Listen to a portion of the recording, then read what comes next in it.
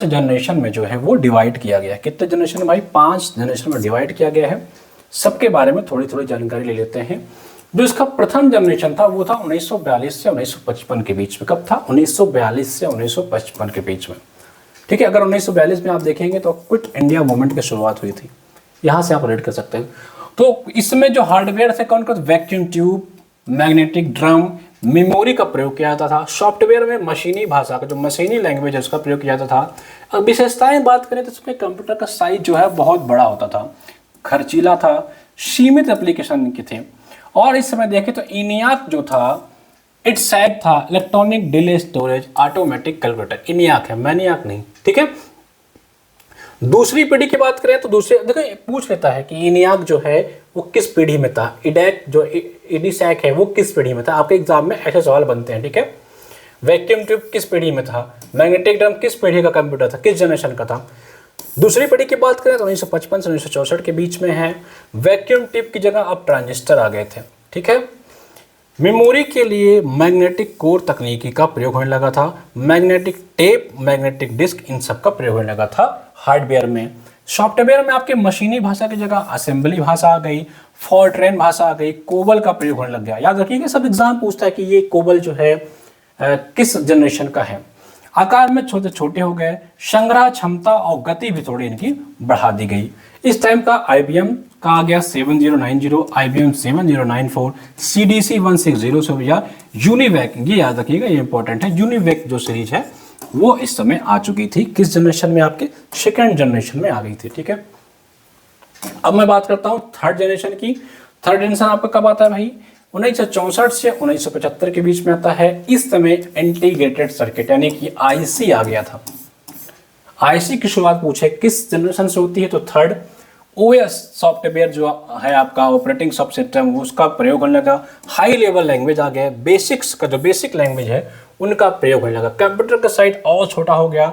Documentation और processing का जो एप्लीकेशन है वो आ गया। और IBM का 360 या 370 सीरीज आ गया। PDP 111 का सीरीज भी आ गया। ये सब उसके एग्जाम्पल्स हैं। ठीक है, और अब बात करता हूं मैं चौथी पीढ़ी की, जो आपका फोर्थ जनरेशन 1975 से शुरू होता है। जो आपके वेरी लार्ज स्केल के जो आपके इंटीग्रेटेड सर्किट थे वो आ गए। तो IC को भी और लार्ज प्रोसेस पे लाया गया। माइक्रो प्रोसेसिंग आ गई, सेमीकंडक्टर आ गए। ठीक है, ग्राफिकल यूजर इंटरफेस आ गया आपका। ठीक है, तेज गति वाला कंप्यूटर आ गया। और अभी की बात करूं उसका जंप तो स्टार 1000, डेक 10, क्रे, XMP या सुपर कंप्यूटर, एप्पल कंप्यूटर, ये सब सारे आपके फोर्थ जनरेशन के कंप्यूटर हैं। ठीक है, अब वर्तमान पीढ़ी और उससे आगे की बात करें तो आपका जो पांचवी पीढ़ी है वो अभी शुरुआत उसकी हो चुकी है। बायोचिप का यूज होने लग गया है, आपको पता है। चौथी जो जनरेशन उसको आधुनिक जनरेशन ही बोलते हैं।